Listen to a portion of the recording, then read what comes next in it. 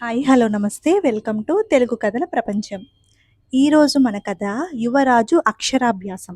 పెను తుఫాను అవుతుందనుకున్న సమస్య దూది పింజలా ఎలా తేలిపోయిందో ఈ కథలో చూద్దాం. వింధ్యాగిరి రాజ్యం రాజు సూర్యసేనుడు. అతను గొప్ప ధార్మికుడు. ఎల్లవేళలా ప్రజాక్షేమాన్ని కాంక్షించేవాడు. అందువల్ల కోశాగారంలోని అధిక మొత్తాన్ని వాళ్ళ సంక్షేమం కోసం వెచ్చించేవాడు. ఈ కారణం వల్ల ఒకసారి ఆ కోశాగారం ఖాళీ అయిపోయింది. ప్రజలపై కొత్తగా పన్నుల భారం మోపడం ఇష్టం లేని సూర్యసేనుడు రాజ్య ఆదాయం పెంచడం ఎలాగా అని ఆలోచించసాగాడు. వింధ్యాగిరికి విదర్భ, వైశాలి ఇరుగు పొరుగు రాజ్యాలు. విదర్భ రాజైన చంద్రకాంతుడు, వైశాలి రాజైన మహీధరుల దృష్టి ఆర్థికంగా సైనికంగా బలహీనమైన వింధ్యాగిరి రాజ్యం మీద పడింది. ఆ ఇద్దరూ అధిక రాజ్య కాంక్షాపరులు. ఒకరినొకరు కబలించడానికి తగిన సమయం కోసం ఎదురుచూస్తున్నారు. వాళ్ళు ముందు వింధ్యగిరిని ఆక్రమించి ఆ తర్వాత ఒకరి రాజ్యాన్ని మరొకరు కబలించాలనే ఆలోచనలలో ఉన్నారు. ఈ సమాచారం గూఢాచారుల ద్వారా సూర్యసేనుడి చెవిన పడింది. సూర్యసేనుడు మంచి రాజనీతిజ్ఞుడు కూడా. ఆయన యుద్ధ నివారణ కోసం మార్గం అన్వేషించసాగాడు. అంతలో ఆయనకొక అవకాశం వచ్చింది. సూర్యసేనుడికి జయంతుడు ఒక్కగానొక్క కొడుకు. 4 ఏళ్ల వయసువాడైన జయంతుడికి రాజపురోహితుడు అక్షరాభ్యాసం చేయటానికి శుభముహూర్తం నిర్ణయించాడు.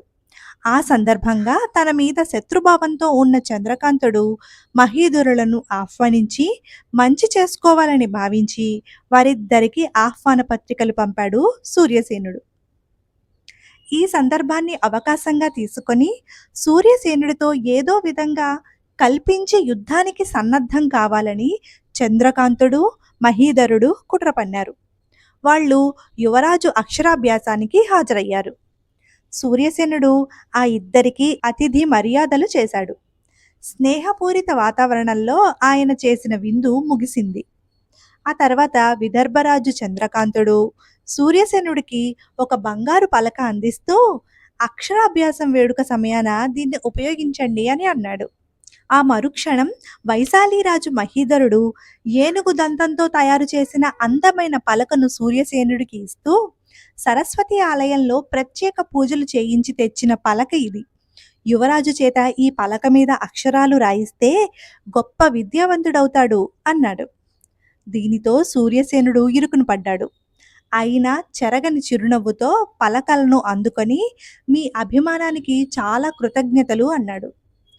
చంద్రకాంతుడు, మహీధరుడు తీవ్రమైన ఆలోచనలతో తమ తమ అతిథి మందిరాలకు చేరుకున్నారు.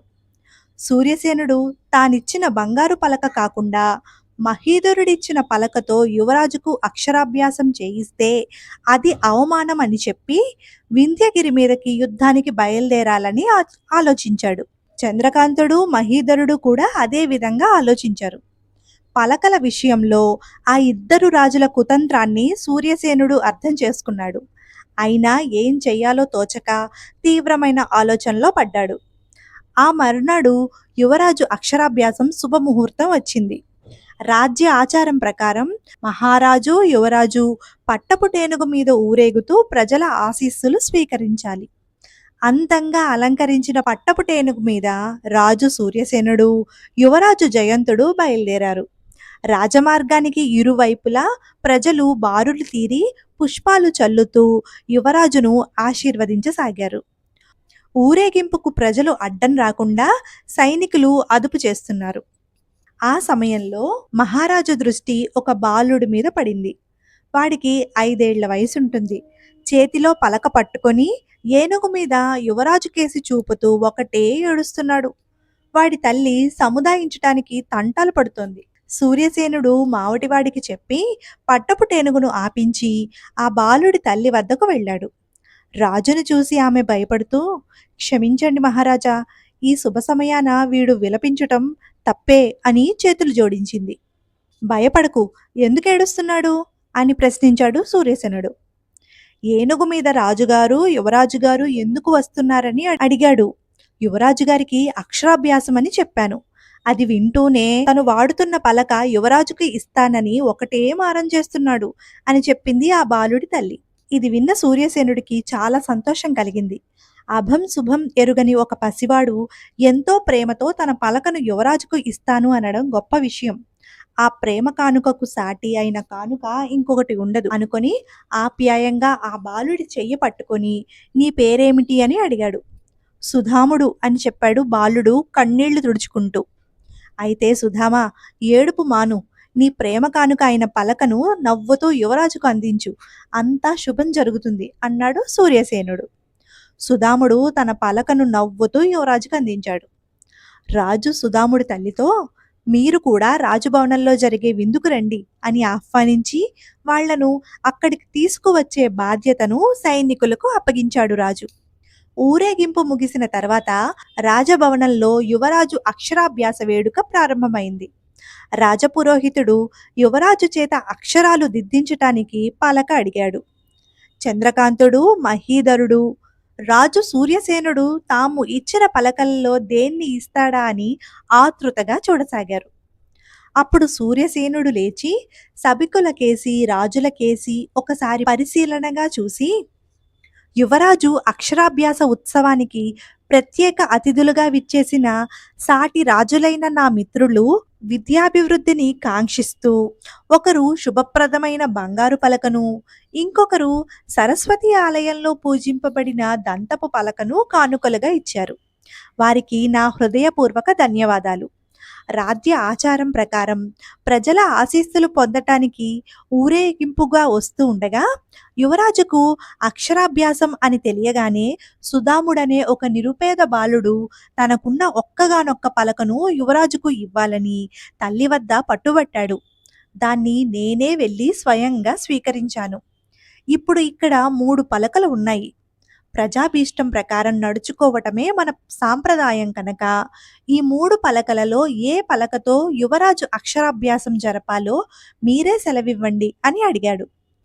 రాజులిద్దరూ ఏదో అనబోయేంతలోనే సభికులందరూ, రాజు పేద తారతమ్యం చూడని ధర్మప్రభువులు మా రాజుగారు, కల్లా కపటం తెలియని సుధాముడిచ్చిన పలకతోనే యువరాజు అక్షరాభ్యాసం చేయించగలరు అంటూ హర్షధ్వానాలు చేశారు. యువరాజు జయంతుడి అక్షరాభ్యాసం సుధాముడు ఇచ్చిన పలకతో ప్రారంభమైంది. రాజు సూర్యసేనుడికి సామాన్య ప్రజల పట్ల, ప్రజలకు ఆయన మీద ఉన్న అన్యోన్య గౌరవాభిమానాలు ప్రత్యక్షంగా చూసిన చంద్రకాంతుడు, మహీధరుడు అబ్బురపాటు చెందారు.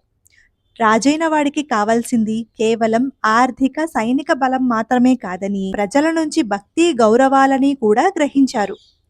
ప్రజలను కన్న బిడ్డల్లా చూసుకోవటం వల్ల రాజు సూర్యసేనుడికి అవి ప్రజల నుంచి పుష్కలంగా లభిస్తున్నవి.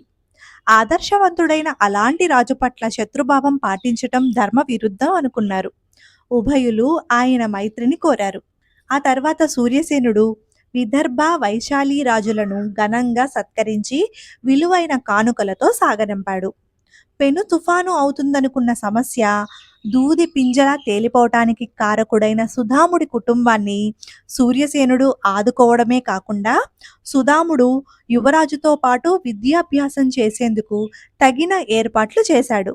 ఇదేనండి ఇవాల్టి కథ. మరొక మంచి కథతో మళ్ళీ కలుసుకుందాం. మా ఛానల్ కనుక మీకు నచ్చినట్లయితే లైక్ చేయండి, మీ ఫ్రెండ్స్ అండ్ ఫ్యామిలీ మెంబర్స్ తో షేర్ చేయండి. మీ విలువైన సలహాలను, అభిప్రాయాలను కామెంట్ రూపంలో తెలియజేయండి. ఛానల్ ని సబ్స్క్రైబ్ చేసి మీ అందరి సపోర్టు నాకు అందిస్తారని కోరుకుంటున్నాను.